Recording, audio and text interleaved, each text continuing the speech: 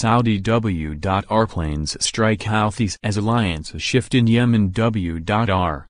Sanaa, Reuters. Saudi-led coalition warplanes struck at Houthi militia positions in Yemen's capital Sanaa for a second day on Monday in support of ex-President Ali Abdullah Saleh, a former Houthi ally who has now renounced his alliance with the Iranian-backed group. The Houthis claimed on Monday to have made steady gains over Saleh's forces after 6 days of heavy urban warfare in Sanaa in which dozens of people have been killed. But residents reported intense fighting overnight and into the morning, with families hunkered down their homes as explosions rocked the city. Coalition airstrikes pounded Houthi positions in an apparent bid to shore up Saleh's forces, witnesses said. At the United Nations, UN Secretary-General Antonio Guterres urged the warring parties to stop all ground and air assaults.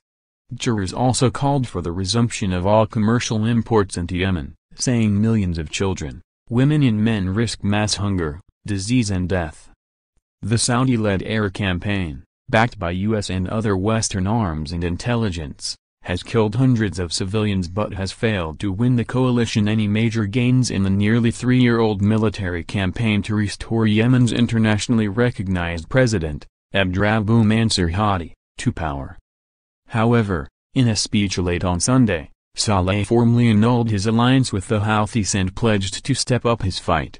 The realignment of Saleh's forces with the Saudis would mark a significant turn in a war which is part of a wider struggle between regional powers Saudi Arabia and Iran.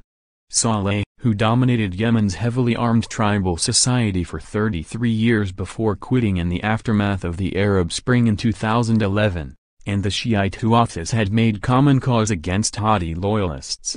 But they vied for supremacy over the territory they ran together, including the capital, which the Houthis seized in September 2014, and their feud burst into open combat on Wednesday.